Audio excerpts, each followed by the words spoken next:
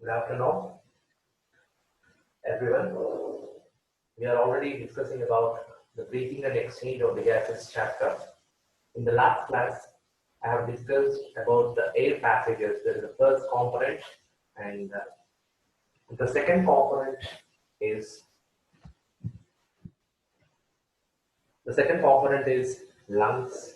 Okay, and now we are going to discuss the steps of respiration. I already listed what are the steps of respiration. Now we are going to study in detail about each and every step.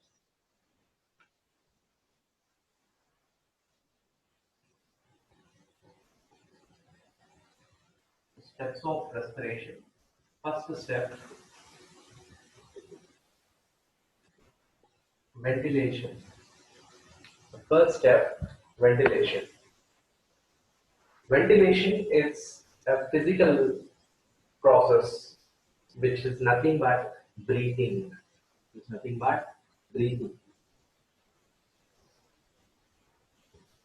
So ventilation is nothing but breathing. Okay. This process is performed with the help of two requirements. There are two requirements for this ventilation to be happened. Those two requirements are, there are two requirements for the ventilation to be happened.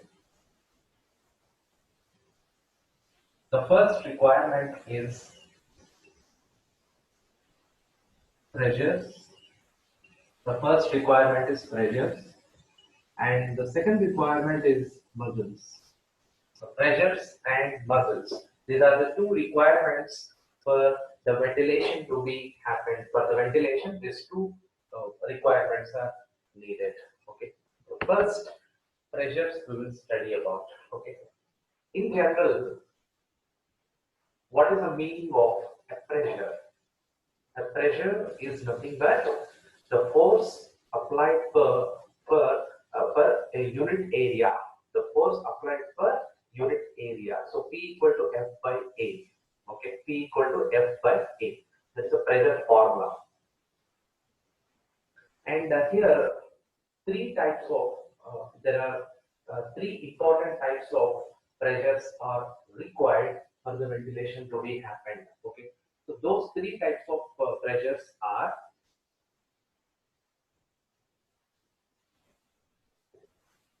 first one, atmospheric pressure.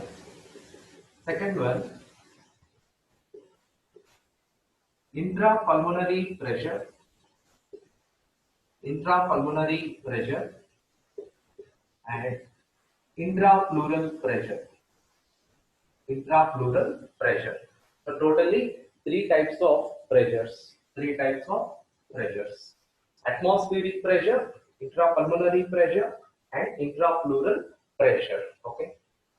First, atmospheric pressure. The pressure exerted by the gas molecules present in the atmosphere in our surroundings. The pressure which is being exerted by the gas molecules present in our surrounding air. So that is nothing but atmospheric pressure. Okay. The pressure exerted by the gas molecules present in the atmosphere, that is nothing but atmospheric pressure. That is nothing but atmospheric pressure. And that requirement atmospheric pressure I will write here. What is the required atmospheric pressure? 760 mm of Hg. 760 mm of Hg is required. 760 mm of Hg. Okay. Hg stands for what? Hydrogen. Hydrogen. Chemically, hydrogen. Okay. Now coming to intrapulmonary pressure. Intrapulmonary pressure. Intra, within. Intra means within. Within. Pulmonary means lungs. Pulmonary, lungs. Intrapulmonary pressure. The pressure we already know the meaning. Okay. The pressure exerted within the lungs. The pressure exerted within the lungs. and the ideal pressure is again 760 mm of Hg. 760 mm of Hg. Okay. Next, coming to intrapleural pressure. Intrapleural pressure. Intra means within, and pleural means only pleural membrane. Only within the pleural membrane. Only within the pleural membrane.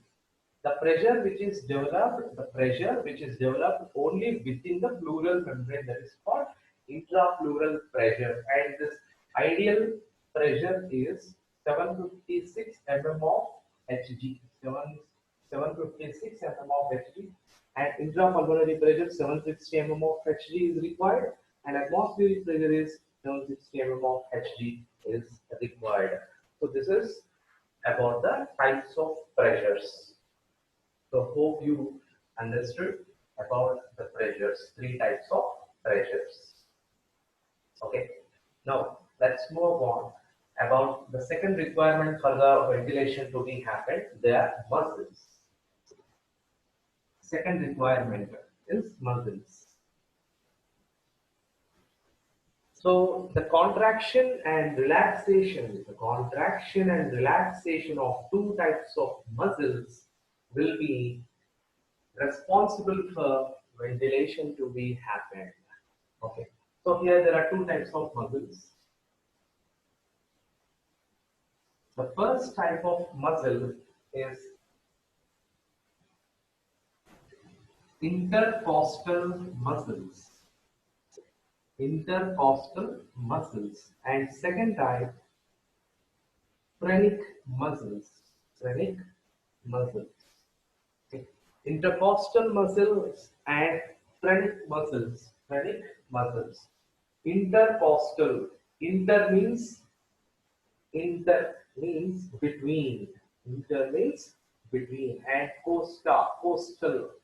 Coastal means not coastal area. Coastal means ribs. Coastal means ribs. Okay. The muscles present between the ribs. The muscles present between the ribs. Muscles between ribs. Muscles between ribs. Intercostal muscles. Next, phrenic muscles. The muscles present in the diaphragm. The muscles present in diaphragm. Okay. We know what is diaphragm. This will separate abdominal cavity and thoracic cavity. These two cavities are separated by diaphragm. Okay. These two muscles are required. So till now we have understood what are the requirements. Now the process of ventilation we are going to study. The process of ventilation we will study.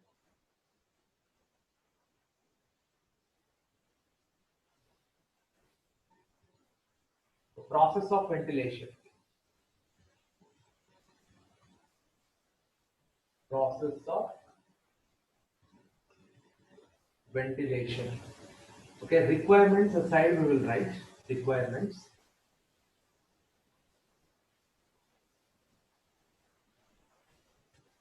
Atmospheric pressure, intrapulmonary pressure, intrapleural pressure. Next, intercostal muscles and phrenic muscles. Intercostal muscles and phrenic muscles.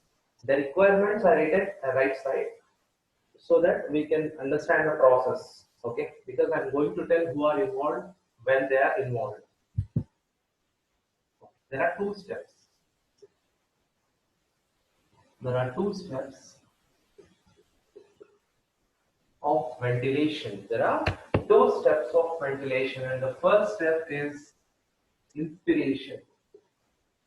The first step is inspiration. The first step is inspiration. And second step is expiration. Inspiration and expiration. Inspiration, expiration. So these are the two steps of ventilation. Of ventilation, there are two steps, and these are the requirements. Now, first step. It's very simple. the intercostal muscles and phrenic muscles contract.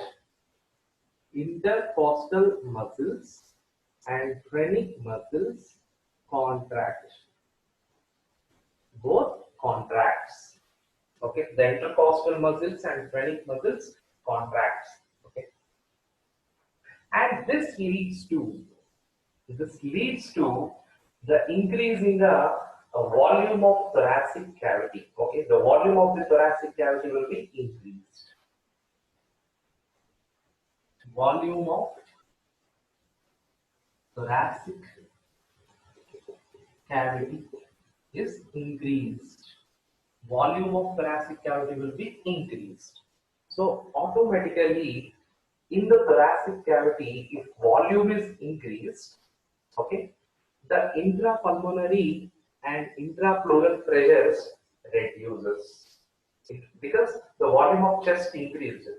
So in the lungs and pleura, the pressures will be reduced. When there is more area, more number of people can be accommodated. Same thing. Okay. So when volume is increased, the pressures will be reduced because all molecules will be dispersed freely. Okay. So when volume is increased, these two pressures inside the lungs will be reduced. It leads to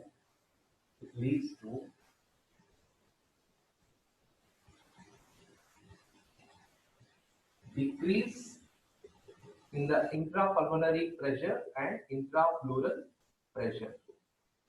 Intrapleural pressure reduces. Okay, and thereby the pressures in the lungs is less now, and in the atmosphere it is more. Okay, atmosphere it is more, in the lungs it is less because pressure is reduced. No, so pressure in the lungs is less.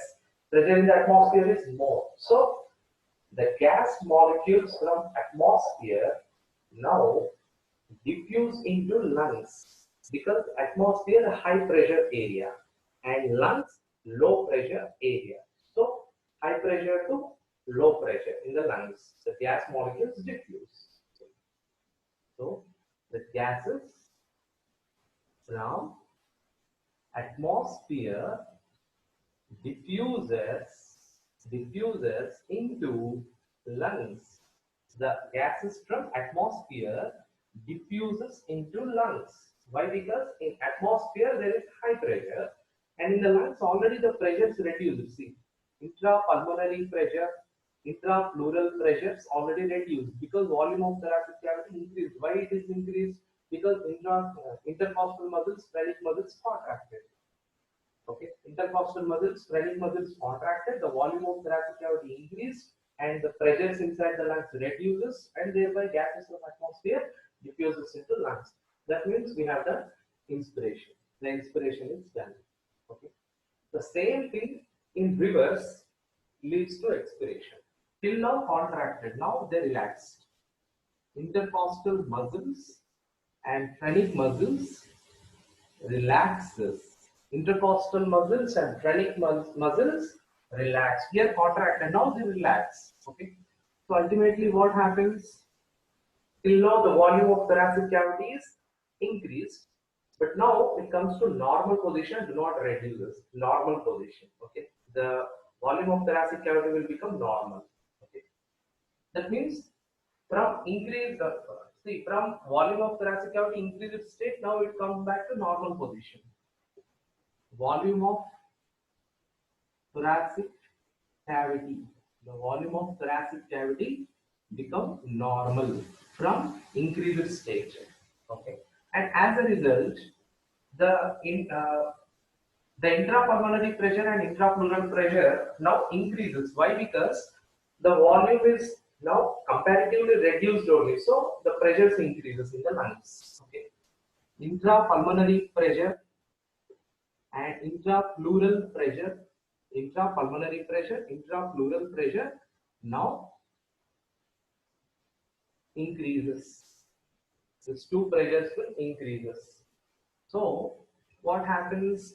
The gaseous molecules in the lungs now exerting more pressure than atmosphere. So where high pressure is now? In the lungs. Where low pressure? In the atmosphere. So gases from lungs diffuses to atmosphere. Okay, gases from lungs, okay, diffusion into atmosphere. So that is expiration. So inspiration, expiration events. Okay, this is about the ventilation process. It's very simple. Hope you have understood. Now we are going to study the next step, second step of the respiration, that is gaseous exchange between the alveoli and blood. Second step. So gaseous exchange between alveoli and blood vessels is nothing but external respiration. That is also a diffusion principle, but that is called external respiration. Okay. The gaseous exchange between the alveoli and blood vessels is nothing but external respiration. External respiration. Okay. Gaseous exchange between alveoli and blood vessels. Alveoli and blood vessels. Okay. Is called blood, of course, alveoli and blood. Because capillaries are distributed to each and every alveolus, right? Each and every alveolus is supplied with the blood capillaries. Okay. So this is how the external respiration is going to happen. Okay. And there is a membrane is going to form. Suppose I'll show you. This is alveoli. Imagine this is one alveolus, not alveoli. All together, I'm not drawing. One alveolus I have drawn. Alveolus. Alveolus. And suppose it's a blood vessel. Suppose it's a blood vessel. Blood vessel. So between alveoli and blood vessel, there is a membrane is going to form. So this membrane is nothing but respiratory membrane. The membrane is called respiratory membrane. Respiratory membrane. The membrane is called respiratory membrane. Okay. And this respiratory membrane is generally 0.3 mm. 0.3 mm respiratory membrane. And the alveolus is having a wall. So alveolar wall. Next, the wall of the blood capillary. The wall of alveolus and the wall of blood vessel fuse to form respiratory membrane. Okay. Respiratory membrane is formed by the fusion of alveolar wall plus wall of capillary. Wall of capillary. Wall of capillary. Okay, so together forms the respiratory membrane, and this respiratory membrane is generally approximately 0.3 mm to 0.4 mm, which will facilitates the exchange of the gases. Okay, we have taken oxygen from the atmosphere, okay, nostrils, nasal cavity, pharynx, larynx, trachea, bronchi, bronchioles, alveolus, finally alveolus. And here carbon dioxide will be diffused and oxygen will be diffused into blood capillary and carbon dioxide will be diffused into alveolus. Okay. From alveolus, the oxygen will be diffused into blood capillary, and from blood capillary, the carbon dioxide will be diffused into alveolus. Here, there is some pressures are required. Okay, those pressures are nothing but partial pressures. Partial pressures. I will give one tabular form. What is the ideal pressure that is required for the diffusion of oxygen and the diffusion of carbon dioxide from blood capillary to alveolus. Ideal pressures which are required, we are going to write in the tabular form. Ideal pressures that are required. Ideal pressures required.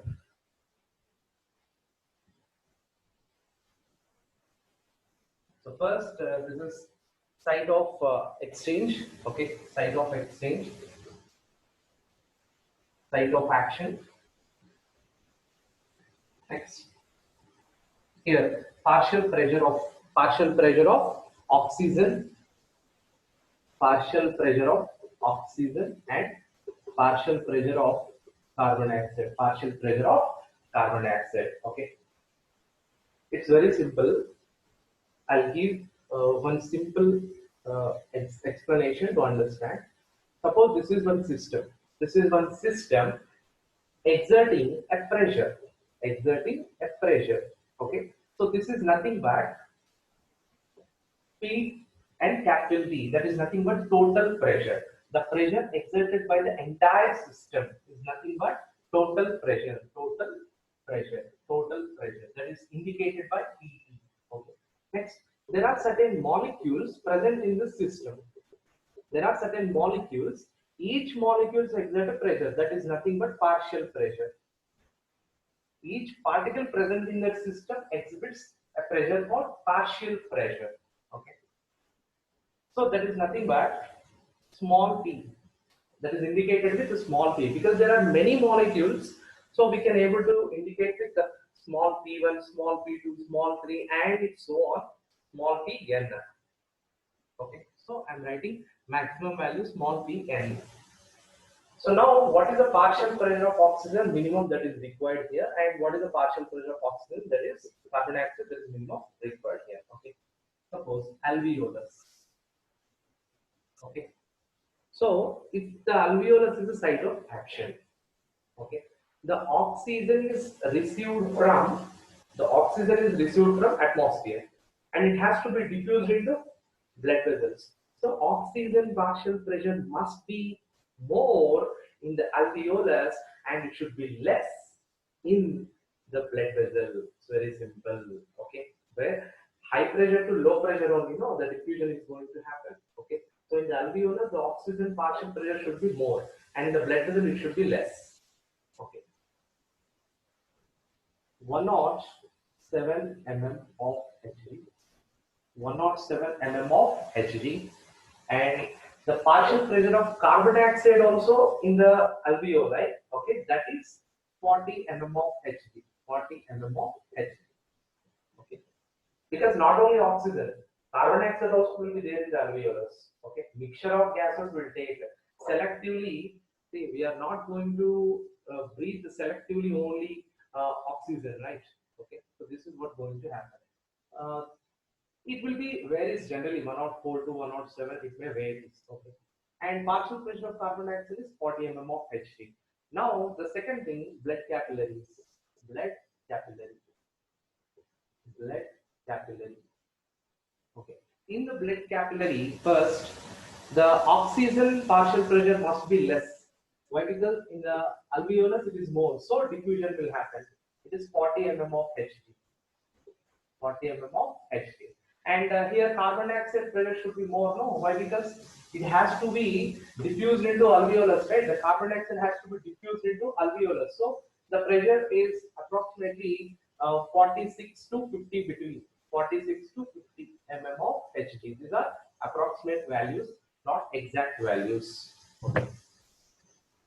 So alveolus oxygen pressure you observe, and blood capillary oxygen pressure you observe. So from where to where the oxygen will diffuse now? Alveolus to blood capillary. Okay. And here you observe carbon dioxide pressure where it is more? Blood capillary. Okay. And here in the alveolus less. So carbon dioxide from blood capillary diffuses into alveolus. So this is how the external respiration is going to happen. Okay. Now the third step transport of the gases. Transport of the gases. The third step.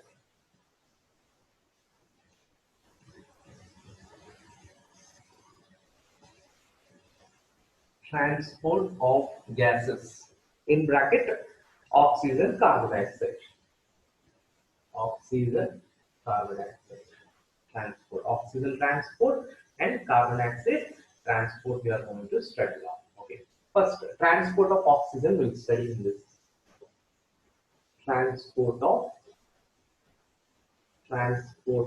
oxygen. Transport of oxygen. Okay. There is a requirement. Okay. That is a pigment, and that pigment is available in our blood, and that pigment name is hemoglobin. Hemoglobin is the pigment.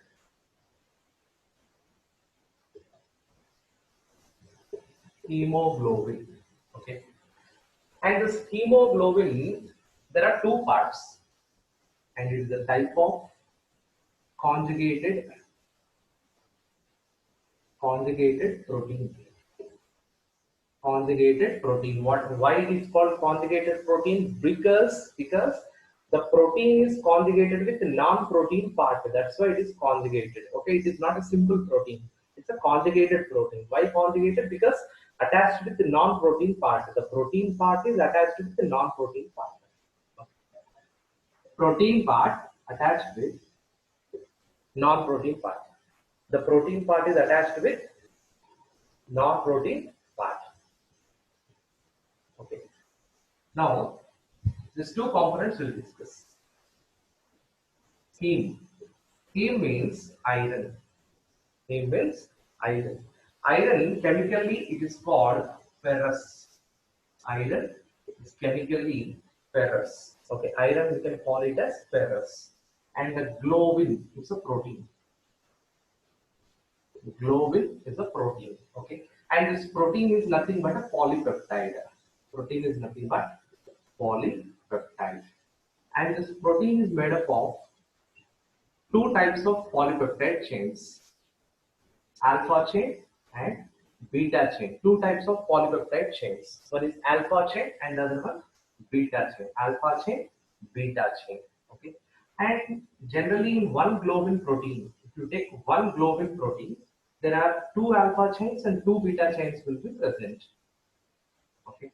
In one globin protein, two alpha chains and two beta chains will be present. But types are only two types, alpha and beta. Only two types of polypeptide chains are present. One is alpha, one is beta. Okay, and there are two alpha chains and two beta chains are present. And coming to each alpha chain consisting of each alpha polypeptide chains. Okay, polypeptide chains. Each alpha polypeptide chain is consisting of 146 amino acids. 146 amino acids. Each alpha chain consisting of 141 amino acids. 141 amino acids. And here 146. Each beta chain consisting of 146 amino acids. Each alpha chain consisting of 141 amino acids and each beta chain consisting of 146 amino acids. Now let us count the total. 2, 1 here 2, 2, 4 here 8, 2, 1. So there are 282 amino acids in alpha chains. Okay, alpha chain amino acid number is 282 and here 292. 292 amino acids. So total altogether 282 plus 292 together 574. So totally there are 574 amino acids present in one globin protein. One globin protein. Okay. So this is the components of hemoglobin. Okay. Hemoglobin, there are two components. So globin protein is made up of two types of polypeptide chains, alpha chain, beta chain, and there are two alpha and two beta chains are present. Each alpha consisting of 141 amino acids and each beta chain consisting of 146 amino acids, and 282 and 292 together 574 amino acids. So this is total number of amino acids in one globin protein, and He means iron, ferrous means Fe2 plus. The oxidation state is 2 plus. Oxidation state 2 plus. Okay, this indicates oxidation state 2 plus. So this is hemoglobin. Now, attachment of hemoglobin to oxygen. Attachment of hemoglobin with oxygen will study. That is nothing but oxygenation. Oxygenation. What is mean by oxygenation? The oxygenation means addition of oxygen. Oxygenation means addition of oxygen. Okay. Addition is different and utilization is different. Okay, there are two words I would like to tell you. Oxygenation, oxidation. There are two terms are there. One is oxygenation, and the other one oxidation. And now I will tell you the meaning, the difference between these two terms. So when your brother or sister asks you to bring a chocolate from the shop, you will go to shop and buy the chocolate and keep in your pocket and come to home. Okay, this is oxygenation. Okay, and giving to your sister or brother. Okay, that is oxygenation. That is oxygenation. Oxidation means while you're coming back from the shop, some amount of the or most of the amount of the chocolate you are going to consume. Okay, when you are going to consume that chocolate while you're coming back, that is oxidation. That is the difference. Okay, the hemoglobin has to perform oxygenation, not oxidation. Okay, the hemoglobin has to be attached with oxygen. It has to bring. It is just a carrier. It is not going to be a consumer. It must be a carrier. The hemoglobin must be a carrier. It's not a consumer of oxygen. The carrier of oxygen is not consumer of oxygen. If it is going to be consumed, it will become oxidation, but it won't happen. If hemoglobin is going to consume the oxygen, our body cells won't get the oxygen. Okay, this is the true principle.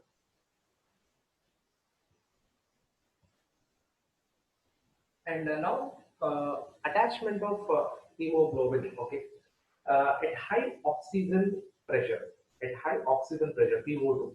high oxygen pressure, and heme of hemoglobin, that means heme group, ferrous group is there, no ferrous group of hemoglobin, and reversely combines with O2. Reversely combines with O2 oxygen. Okay, and one molecule of hemoglobin can combine with four molecules of oxygen. One molecule of hemoglobin, one molecule of hemoglobin can combine with four oxygen molecules, which leads to the formation of Hb4O8. This is nothing but oxyhemoglobin, oxyhemoglobin, oxyhemoglobin. Okay, this molecule which is resulting in the formation of oxyhemoglobin. This is very rapid reaction. Very rapid reaction it is. Okay, it doesn't take much time.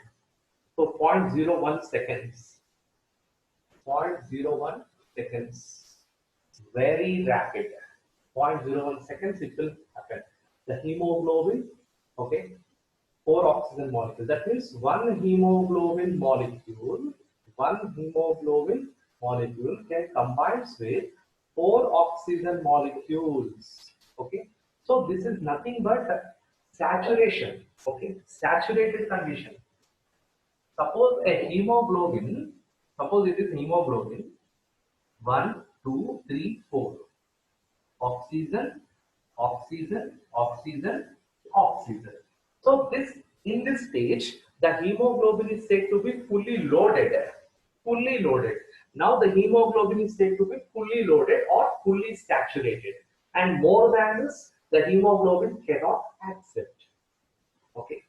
So this is fully loaded condition or saturated condition. One hemoglobin is maximum of four oxygen molecules and not more than that, not less than that. That is the maximum capacity of hemoglobin. Okay. And coming to transport of carbon dioxide. Transport of carbon dioxide.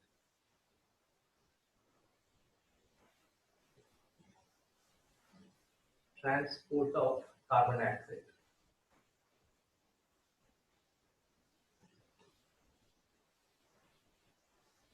So carbon dioxide will be transported in two ways. The carbon dioxide is transported in two ways. So one is by the water and the other one by hemoglobin. There are two ways. By combining with water, by combining with the hemoglobin. Okay.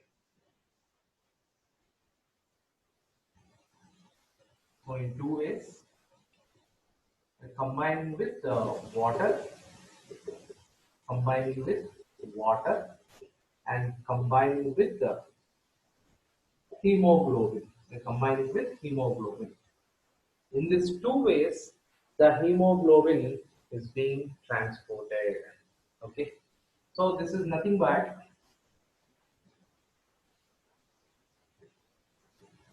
carbaminohemoglobin. Carbaminohemoglobin. Okay, when hemoglobin is combined with the carbon dioxide, hemoglobin combined with carbon dioxide leads to the formation of carbaminohemoglobin. Carbaminohemoglobin. Okay. Next, combined with water, carbon dioxide plus water leads to this H2CO3 is nothing but carbonic acid. Carbonic acid. So in this carbonic acid form, the carbon dioxide is being transported, and hemoglobin also combined with carbon dioxide, that is leads to the formation of carbaminohemoglobin. So in these two ways, the carbon dioxide is being transported back to alveoli from the cells, from the body tissues and cells,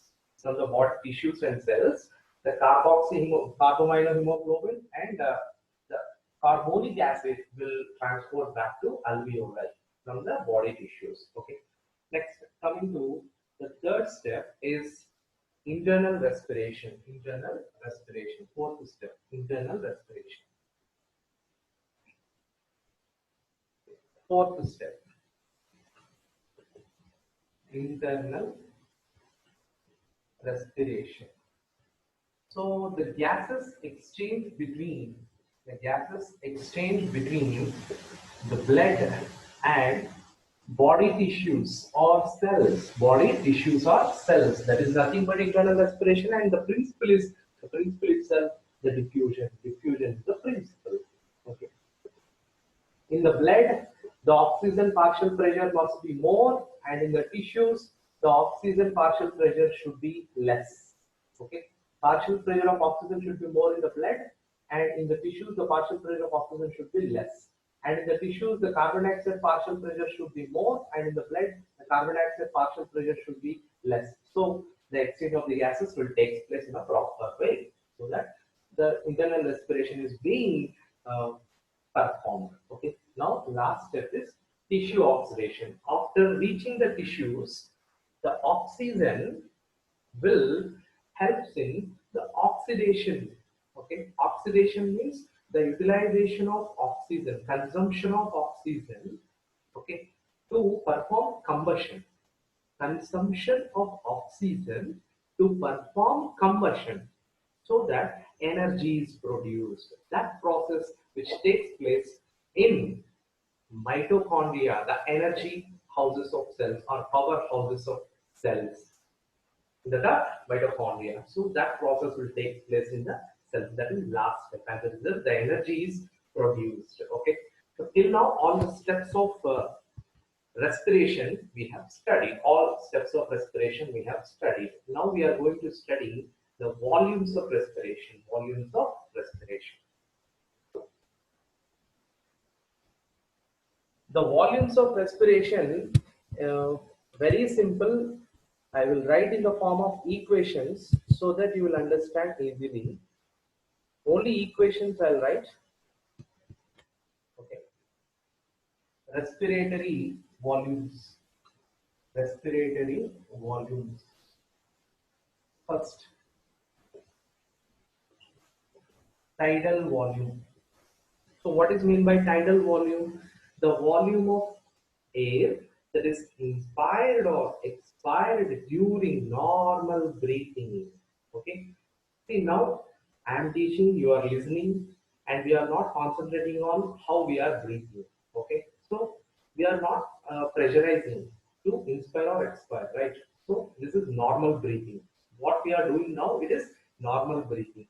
So in this time, the amount of air that is inspired or expired is almost on 500 ml. 500 ml. 500 ml. Okay. And the second is inspiratory reserve volume. Inspiratory reserve volume. PV equal to 500 ml. Shortcut, so that equations you will understand. Inspiratory reserve volume. Inspiratory reserve volume, IRV. Okay, inspiratory reserve. That means the maximum amount of air that you can inspire by a very forceful inspiration. The maximum amount. Try to inspire maximum of air, right? That is maximum you can able to inspire. That is inspiratory reserve volume, and it is around 3000 to 3300 ml. 3000 to 3300 ml. In the same way, expiratory reserve volume also there. Expiratory reserve volume also there. Okay. Expiratory reserve volume is the maximum amount of air that you can expire, maximum forceful expiration, like that. Maximum forcefully, how much amount of air that you can expire. There is nothing but expiratory reserve volume. It is around 1200. We are taking maximum values. Okay, maximum values we are taking here 3300, here 1200, here 500 ml. Okay, now I will write one equation. Okay, vital capacity, vital capacity Vc equal to TV plus IRV plus ERV. TV plus IRV plus ERV. TV how much? 500. Then IRV how much shall we take? Maximum shall we take? 3300. I'm taking maximum. It does not make any problem or any confusion. Expiratory reserve volume how much? Yeah, 1200. Okay. So total will take now 3800. Okay, we'll take 1000 ml. It will be easy to 1000 ml will take 3300 plus 500. How much? 3800. 4800 ml. 4800 ml. This is nothing but vital capacity. Now, one more. Residual volume. Residual volume means the amount of the volume of air that is remaining in the lungs after forceful expiration. Once again, I'm telling you. When you perform a forceful expiration, some amount of volume of air is remaining in the lungs. That is called residual volume. That is nothing but residual volume. Residual volume. And this residual volume is around, approximately 1100 to 1200 ml. This one will take maximum 1200. Okay, so we'll take 1200 ml. 1200 ml. Okay. Now we will calculate it. Okay. Total capacity. Total capacity. Total capacity of lungs. TC equal to VC plus RD. What is VC? VC equal to vital capacity. How much? 4800. Residual volume how much? 1200. Altogether how much? 6000 ml approximately. Okay. This approximately, not exact value I'm telling. Okay. Approximate value. Total capacity is equal to vital capacity plus residual volume is equal to 6000 ml. So these are the basic volumes that you must remember. Okay. And I'll tell you capacity is also important only. Inspiratory capacity. Inspiratory capacity means the total volume of air inspired after normal expiration. Suppose you perform normal expiration. Okay, after the normal expiration, the total volume of air that you inspire, it is approximately again 3000 to 3500 ml only, same. Okay, but the total amount of air that you inspire after normal expiration, okay, that is inspiratory capacity. And expiratory capacity, same like inspiratory capacity. It is total amount of air that is expired after normal inspiration. Okay. Vice versa, for inspiratory capacity, expiratory capacity, vice versa. You can define very easily. Next, coming to functional residual capacity, and expiratory capacity is around 1500 to 1600. Expiratory capacity is around 1500 to 1600 ml. Okay. Now, functional residual capacity. Functional residual capacity means the volume of air remaining in the lungs after normal expiration. concentration. That means volume of air that you can, the total amount of air that you can inspire, the total amount of air that you can inspire after normal expiration, and the total amount of air that you can expire after normal inspiration, the total amount of air that is remaining in the lungs after normal expiration. So these are all capacities only. These are nothing but capacities. And this functional residual capacity is around 2100 ml to 2300 ml. It varies. Okay. So this is all about the volumes of lungs. Okay, volumes, respiratory volumes and capacities. Respiratory volumes are very, very important. Respiratory volumes are very important. Okay, so I suggest you go through textbook NCERT to prepare nicely. Okay, now we are going to study some factors which affect the respiration. Okay, we are going to study about some factors about the respiration.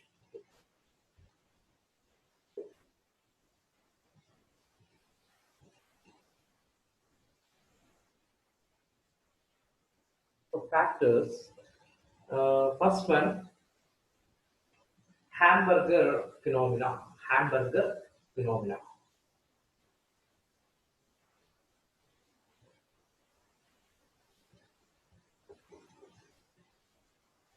Hamburger phenomena.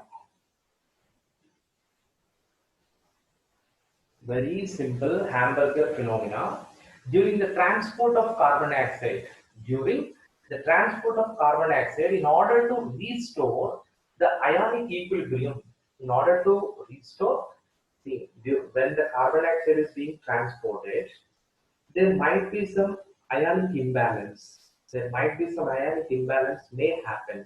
So to compensate, to perform the compensation of the ionic equilibrium, there will be an exchange will happen. Okay, the exchange of bicarbonate ions.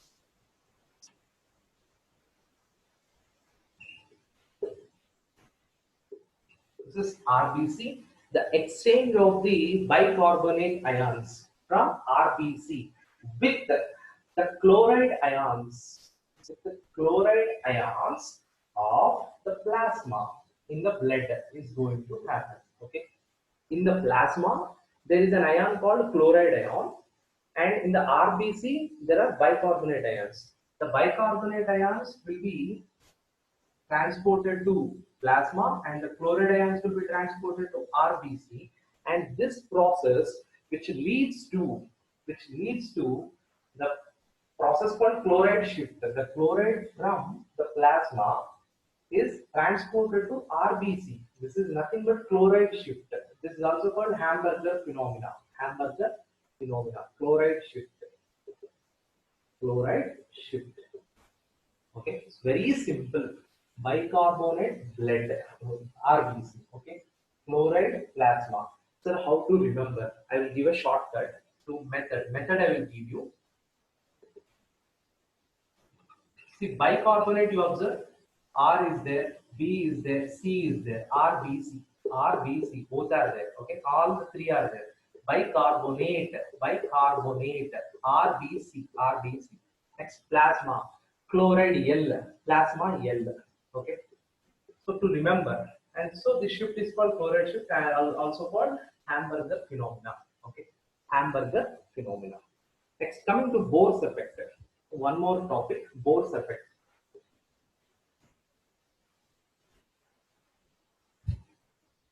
Bohr's effect.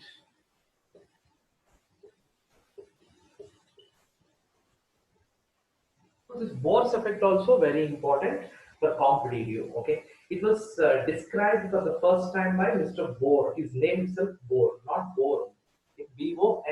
Bohr. Okay, yeah, it's not Boring, boring. Okay, next Bohr, Bohr, and according to this, the affinity of hemoglobin to oxygen is reduces with carbon dioxide concentration. Okay, if there is a carbon dioxide concentration is more, the hemoglobin will show less affinity towards the oxygen. Okay, affinity of hemoglobin to combine with combine with oxygen is inversely proportional to carbon dioxide concentration. Okay. Affinity of hemoglobin to combine with oxygen is inversely proportional to carbon dioxide concentration. That means when the carbon dioxide concentration is more, the hemoglobin will combine with oxygen in a very less. Okay, that is simple. Next, oxygen dissociation curve. Oxygen dissociation curve. So what it means? What is the meaning of dissociation here? What is the meaning of dissociation? It's very simple. It is a sigmoid curve. We used to know that it is a sigmoid curve. Okay, when the percentage saturation of hemoglobin with oxygen, that means ability of hemoglobin to combine with oxygen. The combining is nothing but percentage of saturation only. No, percentage saturation of hemoglobin with oxygen is increases with the increase in the partial pressure of oxygen. When the partial pressure of oxygen is more, the percentage saturation of hemoglobin also more. Okay, so it leads to the sigmoid curve. Oxygen dissociation, oxygen dissociation curve. Okay, so on the x-axis we are going to take the partial pressure of oxygen. On the x-axis, partial pressure of oxygen. On the y-axis we are taking percentage saturation of hemoglobin with oxygen. The percentage saturation of hemoglobin with oxygen we are taking on the y-axis, and it leads to the relationship. Okay, the relationship between saturation of hemoglobin with oxygen is depending on the partial pressure of oxygen.